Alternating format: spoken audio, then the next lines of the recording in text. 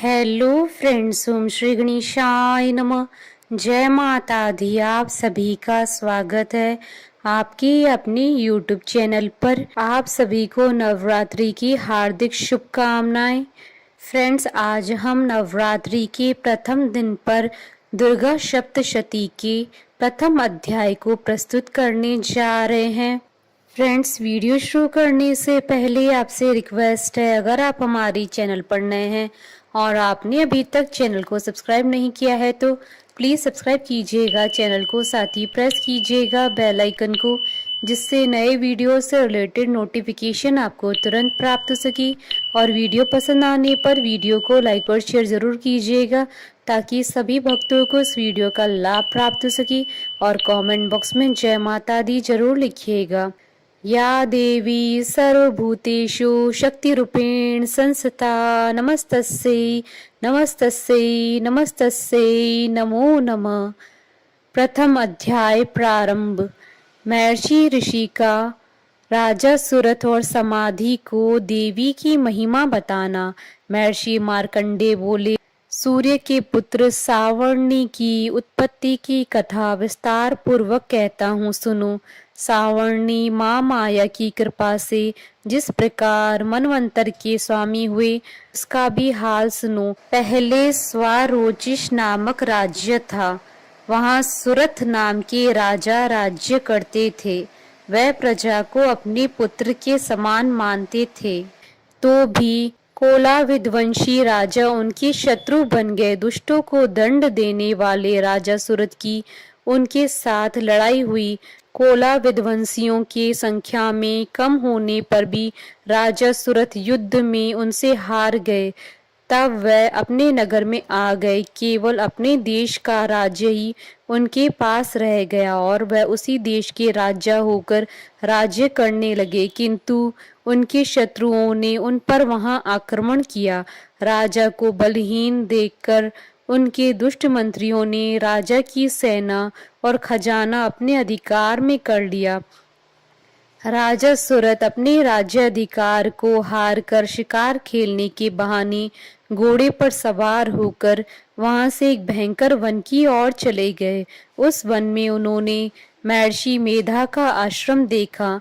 वहां मेधा महर्षि अपने शिष्यों और मुनियों से सुशोभित बैठे हुए थे और वहां कितने ही हिंसक जीव परम शांति भाव से रहते थे। राजा सूरत ने महर्षि मेधा को प्रणाम किया और महर्षि ने भी उनका उचित सत्कार किया। राजा सूरत महर्षि के आश्रम में कुछ समय तक ठहरे। अपने नगर की ममता के आकर्षण से राजा अपने मन में सोचने लगे, पूर्व काल में पूर्वजों ने जिस नगर का पालन किया था वह आज मेरे हाथ से निकल गया। मेरे दुष्ट एवं दुरात्मा मंत्री मेरे नगर की अधर्म से रक्षा कर रहे होंगे या नहीं। मेरा प्रधान हाथी, जो कि सदा मद की वर्षा करने वाला और शूरवीर था, मेरे वैरियों के वश में होकर न जाने क्या दुख भोग रहा होगा। मेरे आज्ञाकारी नौकर, जो मेरी कृपा से धन और भोजन पाने से सदैव सुखी रहते थे और मेरे पीछे पीछे चलते थे, वह अब निश्चय ही दुष्ट राजाओं का अनुसरण करते होंगे तथा मेरे दुष्ट एवं दुरात्मा मंत्रियों द्वारा व्यर्थ ही धन को व्यय करने से संचित किया हुआ मेरा खजाना एक दिन अवश्य खाली हो जाएगा। इस प्रकार की बहुत सी बातें सोचता हुआ राजा निरंतर दुखी रहने लगा। एक दिन राजा सूरत ने महर्षि मेधा के आश्रम के निकट एक वैश्य को देखा। राजा ने उससे पूछा, भाई तुम कौन हो? यहाँ तुम्हारे आने का क्या कारण है और तुम मुझे शोकाग्रस्त अनमने से दिखाई देते हो, इसका क्या कारण है? राजा के यह नम्र वचन सुन वैश्य ने महाराज सूरत को प्रणाम करके कहा। वैश्य बोला, राजन, मेरा नाम समाधि है। मैं धनियों के कुल में उत्पन्न एक वैश्य हूँ। मेरे दुष्ट स्त्री और पुत्र आदियों ने लोभ से मेरा धन छीन लिया और मुझे घर से निकाल दिया। इस तरह से दुखी होकर इस वन में चला आया हूँ और यहाँ रहता हुआ मैं इस बात को भी नहीं जानता कि अब घर में इस समय सब कुशल है या नहीं। यहाँ मैं अपने परिवार का आचरण संबंधी कोई समाचार भी नहीं पा सकता कि वह घर में इस समय कुशल पूर्वक हैं या नहीं। मैं अपने पुत्रों के संबंध में यह भी नहीं जानता कि वह सदाचारी हैं या दुराचार में फंसे हुए हैं। राजा बोले, जिस धन की लोभी स्त्री पुत्रों ने तुम्हें घर से निकाल दिया है, फिर भी तुम्हारा चित्त उनसे क्यों प्रेम करता है। वैश्य ने कहा, मेरे विषय में आपका ऐसा कहना ठीक है, किंतु मेरा मन इतना कठोर नहीं। यद्यपि उन्होंने धन के लोभ में पड़कर पितृ स्नेह को त्याग कर मुझे घर से निकाल दिया है, तो भी मेरे मन में उनके लिए कठोरता नहीं आती। हे महामते, मेरा मन फिर भी उनमें क्यों फंस रहा है, इस बात को जानता हुआ भी मैं नहीं जान रहा। मेरा चित्त उनके लिए दुखी है। मैं उनके लिए लंबी लंबी सांसें ले रहा हूँ। उन लोगों में प्रेम नाम नहीं है, फिर भी मेरे ऐसे निस्नेहियों के लिए मेरा हृदय कठोर नहीं हो सकता। महर्षि मार्कंडेय जी ने कहा, हे ब्राह्मण। इसके पश्चात महाराज सुरथ और वह वैश्य दोनों महर्षि मेधा के समीप गए और उनके साथ यथा योग्य न्याय संभाषण करके दोनों ने वार्ता आरंभ की। राजा बोले, हे भगवन, मैं आपसे एक बात पूछना चाहता हूँ, सो आप कृपा करके मुझे बताइए। मेरा मन अधीन नहीं है, इससे मैं बहुत दुखी हूँ। राज्य धन आदि की चिंता अभी तक मुझे बनी हुई है और मेरी यह ममता अज्ञानियों की तरह बढ़ती ही जा रही है। और यह समाधि नामक वैश्य भी अपने घर से अपमानित होकर आया है। इसके स्वजनों ने भी इसे त्याग दिया है। स्वजनों से त्यागा हुआ भी यह उनसे हार्दिक प्रेम रखता है। इस तरह हम दोनों ही दुखी हैं। हे महाभाग, उन लोगों के अवगुणों को देखकर भी हम दोनों के मन में उनके लिए ममता जनित आकर्षण उत्पन्न हो रहा है। हमारे ज्ञान रहते हुए भी ऐसा क्यों है। अज्ञानी मनुष्यों की तरह हम दोनों में यह मूर्खता क्यों है। महर्षि मेधा ने कहा, विषम मार्ग का ज्ञान सब जंतुओं को है। सबों के लिए विषय पृथक पृथक होते हैं। कुछ प्राणी दिन में नहीं देखते और कुछ रात को, परंतु कई जीव ऐसे हैं जो दिन तथा रात दोनों में देख सकते हैं। यह सत्य है कि मनुष्य में ज्ञान प्रदान है, किंतु केवल मनुष्य ही ज्ञानी नहीं होता है। पशु पक्षी आदि भी ज्ञान रखते हैं। जैसे यह पशु पक्षी ज्ञानी है, वैसे ही मनुष्य का ज्ञान है, और जो ज्ञान मनुष्यों में है वैसे ही पशु पक्षियों में है, तथा अन्य बातें भी दोनों में एक जैसी पाई जाती है। ज्ञान होने पर भी इन पक्षियों की ओर देखो कि अपनी भूख से पीड़ित बच्चों की चोंच में कितने प्रेम से अन्न के दाने डालते हैं। हे राजन, ऐसा ही प्रेम मनुष्यों में भी अपनी संतान के प्रति पाया जाता है। लोभ के कारण अपने उपकार का बदला पाने के लिए मनुष्य पुत्रों की इच्छा करते हैं और इस प्रकार मोह के गड्ढे में गिरा करते हैं। भगवान श्री हरि की जो माया है, उसी से यह संसार मोहित हो रहा है। इसमें आश्चर्य की कोई बात नहीं है, क्योंकि वह भगवान विष्णु की योग निद्रा है। यह माया ही तो है कि जिसके कारण संसार मोह में जकड़ा हुआ है। यही महामाया भगवती देवी ज्ञानियों के चित्त को बलपूर्वक खींचकर मोह में डाल देती है और उसी के द्वारा संपूर्ण जगत की उत्पत्ति होती है। यही भगवती देवी प्रसन्न होकर मनुष्य को मुक्ति प्रदान करती है। यही संसार के बंधन का कारण है तथा संपूर्ण ईश्वरों की भी स्वामिनी है।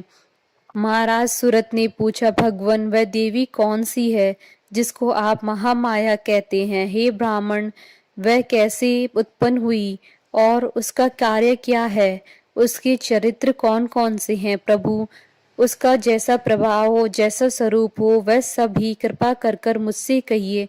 मैं आपसे सुनना चाहता हूँ। महर्षि मेधा बोले, राजन, वह देवी तो नित्य स्वरूपा है। उसके द्वारा ये संसार रचा गया है, तब भी उसकी उत्पत्ति अनेक प्रकार से होती है। वह सब आप मुझसे सुनो। वह देवताओं का कार्य सिद्ध करने के लिए प्रकट होती हैं। उस समय वह उत्पन्न हुई कहलाती हैं। संसार को जलमय करके जब भगवान विष्णु योग निद्रा का आश्रय लेकर शेष शैया पर सो रहे थे, तब मधुकैटभ नाम के दो असुर उनके कानों की मैल से प्रकट हुए और वह श्री ब्रह्मा जी को मारने के लिए तैयार हो गए।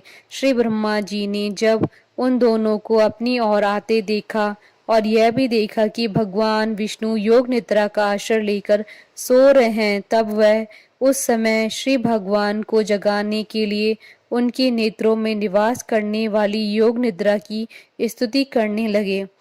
श्री ब्रह्मा जी ने कहा, हे देवी, तुम ही स्वा, तुम ही स्वदा और तुम ही वष्टकार हो। स्वर भी तुम्हारा ही स्वरूप है, तुम ही जीवन देने वाली सुधा हो। नित्य अक्षर प्रणव में आकार, उकार, मकार, इन तीनों माताओं के रूप में तुम ही स्थित हो। इनके अतिरिक्त जो बिंद पथ अर्ध मात्रा है, जिसका कि विशेष रूप से उच्चारण नहीं किया जाता है, हे देवी, वह भी तुम ही हो। हे देवी, संध्या, सावित्री तथा परम जननी तुम ही हो। तुम इस विश्व को धारण करने वाली हो। तुमने ही इस जगत की रचना की है। तुम ही इस जगत का पालन करने वाली हो। तुम ही कल्प के अंत में सबको भक्षण करने वाली हो। हे देवी, जगत की उत्पत्ति के समय तुम ही सृष्टि रूपा होती हो, पालन काल में स्थित रूपा हो और कल्प के अंत में संहार रूप धारण कर लेती हो। तुम ही महाविद्या, महामाया, महामेधा, महारात्रि और मोहरात्रि हो। श्री ईश्वरी और बोध स्वरूपा बुद्धि भी तुम ही हो। लज्जा, पुष्टि, तुष्टि, शांति और क्षमा भी तुम ही हो। तुम खड़ग धारणी, शूल धारणी, घोर रूपा तथा गदा, चक्र, शंख और धनुष को धारण करने वाली हो। बाण, भुषंडी और परीघ, यह भी तुम्हारे ही अस्त्र हैं। तुम सौम्य और सौम्यतर हो। यही नहीं बल्कि जितनी भी सौम्य और सुंदर वस्तुएं इस संसार में हैं, उन सबसे बढ़कर सुंदर तुम हो। पर और ऊपर सबसे रहने वाली सुंदर तुम ही हो। हे सर्वस्व रूपे देवी, जो भी सद अस्त पदार्थ हैं और उनमें जो शक्ति है, वह तुम ही हो। ऐसी अवस्था में भला तुम्हारी स्तुति कौन कर सकता है।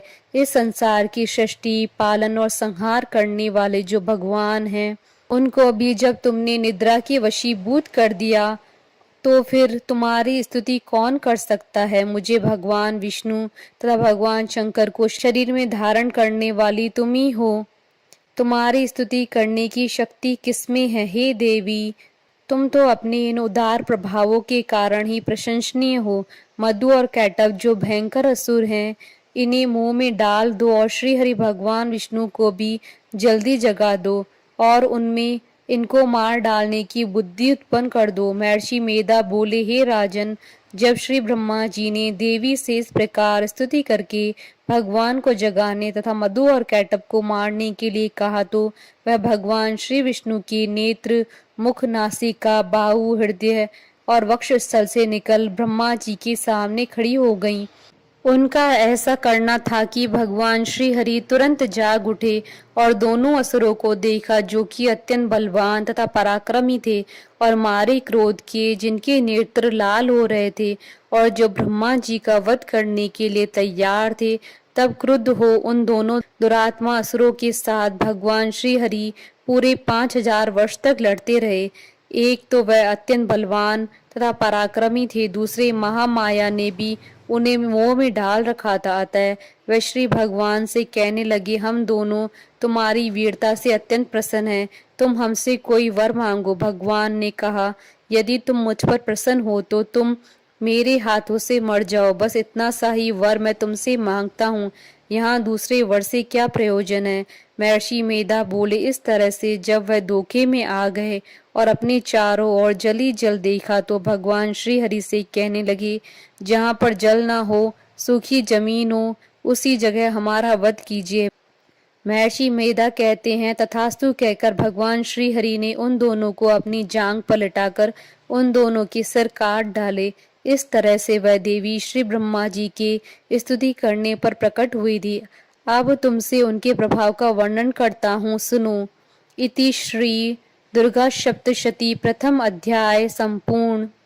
बोलिए जयकारा मामाई द सच्चे दरबार की जय। हमारे साथ इस वीडियो में अंत तक बने रहने के लिए आपका धन्यवाद। ओम श्री गणेशाय नमः। जय माता दी।